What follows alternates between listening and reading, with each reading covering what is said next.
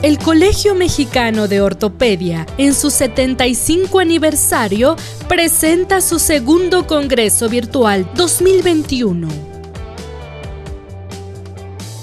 El doctor Alejandro Salas Parejas obtuvo la especialidad en ortopedia y traumatología por el Hospital Nacional Hipólito Unanue de la ciudad de Lima.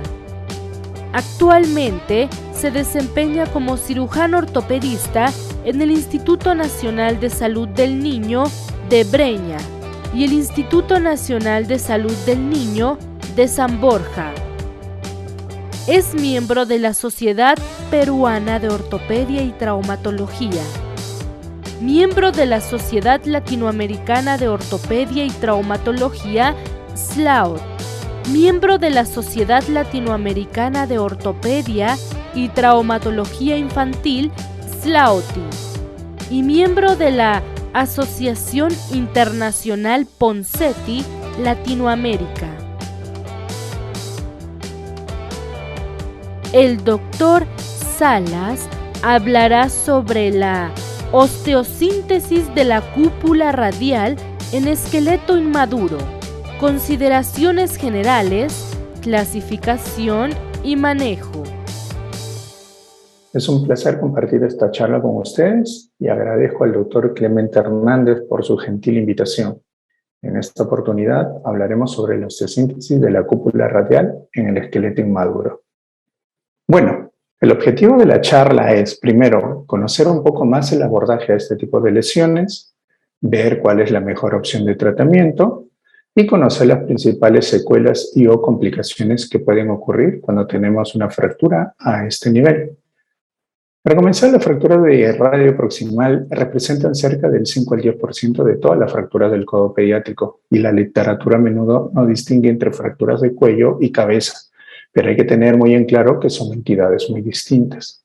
Dentro de los mecanismos de lesión encontraremos primero una caída sobre la extremidad en extensión con una fuerza en valgo a través del codo, donde la zona de mayor impacto será más al borde de la cabeza radial y ese contacto cambiará de lugar con la rotación del antebrazo en el momento de la caída.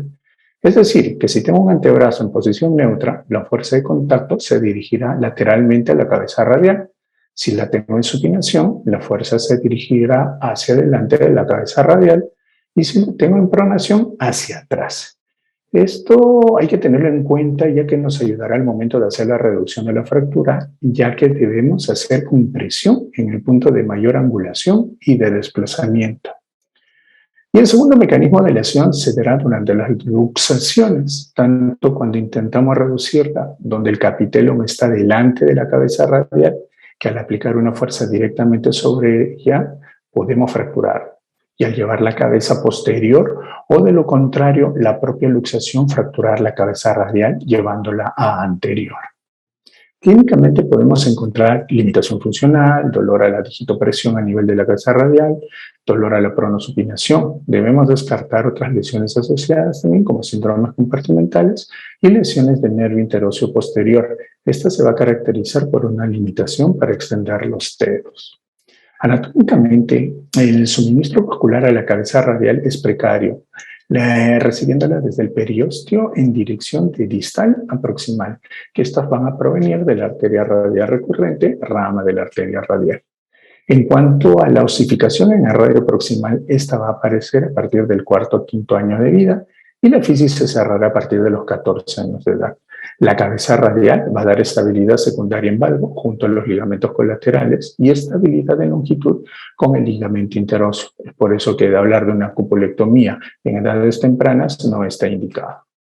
El cartílago epifisiario proximal grueso, como pueden ver acá, más la cobertura del ligamento anular y de la cápsula articular que se extienden hasta la metáfisis, protegería la sínfisis subyacente.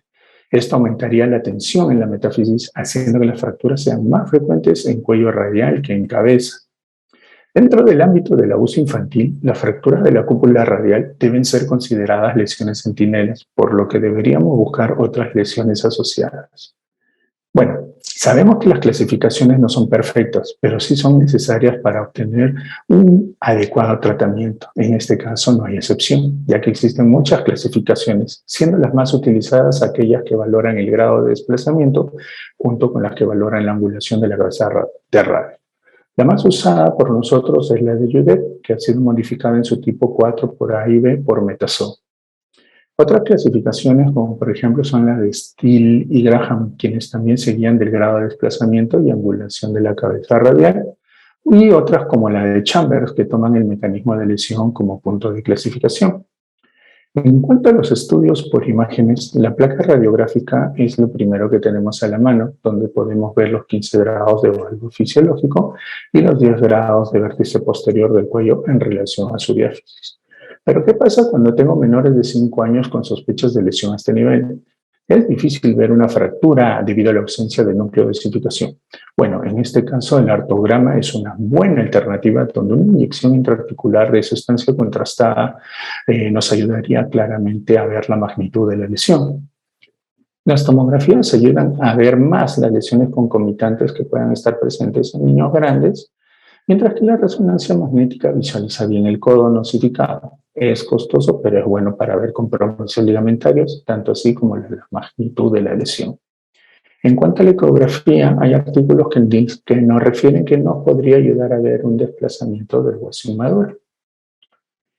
En cuanto al manejo de estas patologías, hay varias series de estudios que recomiendan que se deba utilizar el algoritmo de patrón progresivo. Eso quiere decir que debemos de ir de un intento de reducción cerrada o percutánea y terminar en una cirugía abierta si todo lo anterior fracasaba.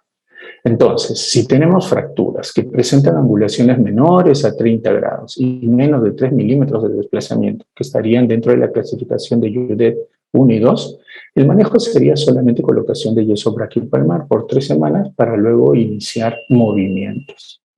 Para aquellas angulaciones ya mayores de 30 grados, o sea, clasificación de Judet 2 a 4, se indicaría la reducción cerrada. Esto se podría hacer en tópico a pacientes que tolerarían el dolor con grado límite de angulación y en sala de operaciones si las angulaciones son altas o muy desplazadas, considerando la conversión a procedimientos invasivos intrasol. Existen diferentes técnicas de reducción, como la de Patterson que podemos ver acá, donde se realiza una fuerza de tracción longitudinal y otra fuerza en varo forzado para luego aplicar presión a nivel del punto más angulado y desplazado de la cabeza radial. También tenemos la técnica israelí, donde con el brazo en supinación ejercemos una flexión del codo, aliviando la tensión articular, para luego presionar la cabeza radial, pronando el antebrazo y reducir la fractura. También está descrita la técnica de Needey Torch, que bajo fluoroscopía se rota el antebrazo para ubicar el punto máximo de desplazamiento y presionar la cabeza radial, haciendo contraparte con el ayudante, prácticamente en el tercio proximal de la diáfisis de radio.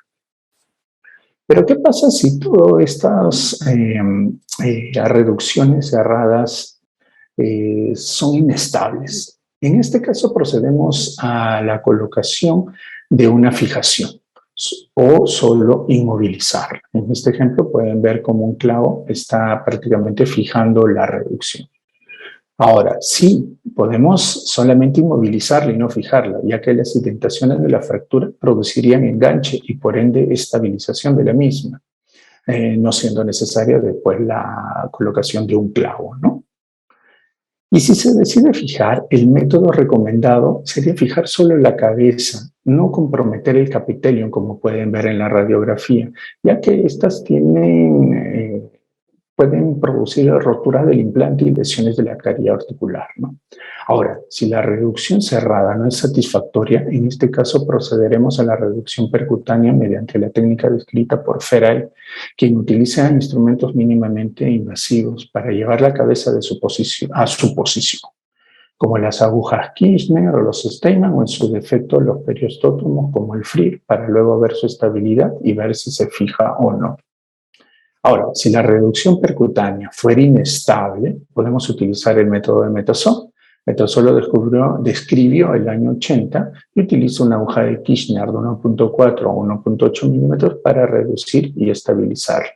O también se puede usar los clavos TENS, método que Metasol lo empezó a usar desde el año 93, tanto en combinación con la técnica de Feral antes descrita.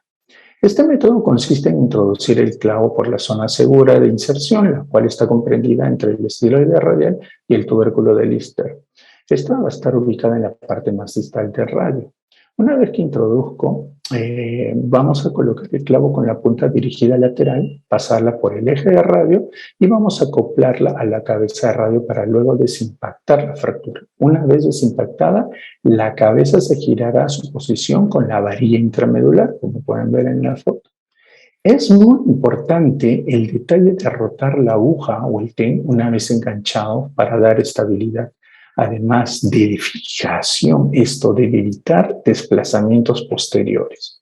Véase en esta figura el desplazamiento al no comprobar el acoplamiento de la uña del clavo a la cabeza, ¿no? Es por eso muy importante hacer una curvatura de la aguja a 1 centímetro de la punta para hacer un buen brazo de giro del fragmento.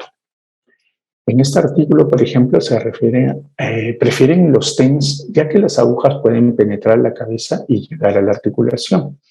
Esto se sospecha por algún fenómeno de asentamiento de la cabeza o problemas de la vascularización que hace más suave o débil la cabeza radial, predisponiéndola a la penetración por una movilización temprana.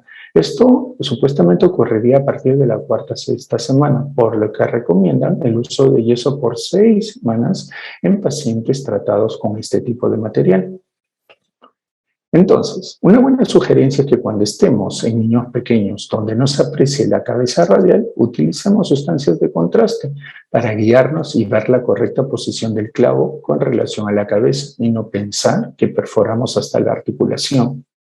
Ahora, cuando todo esto fracasa, procederemos a la cirugía abierta por el clásico abordaje de Kocher, ingresando entre el anconio y el extensor cubital del carpo, pronando el antebrazo para alejar el nervio interoso posterior. Se puede seccionar el ligamento anular, pero debe repararse y en lo posible debemos evitar retirar el tejido blando para evitar el riesgo de osteonecrosis y de osificación heterotrófica, como podemos ver acá, que es una de las secuelas más comunes acompañadas a las rigideces que pueden aparecer en un 30% de los casos. El sobrecrecimiento de la cúpula radial se describe hasta en un 37% de los casos, aunque también puede ser asintomático la gran mayoría de veces. La osteonecrosis aparece cerca del 10% de los casos en pacientes con cirugías abiertas, tanto así como la sinostosis radiocubital. Véase toda esta nube de cartílago que va a producir problemas a la pronosupinación. Es por eso que se han descrito técnicas artroscópicas que, aunque demandantes, como describe su autor, es una intervención mínimamente invasiva que lo que buscaría es disminuir las secuelas como las descritas por las cirugías abiertas. Bueno, muchísimas gracias por acompañarnos en esta charla y un fuerte saludo y un abrazo desde Sudamérica, el Perú. Hasta luego.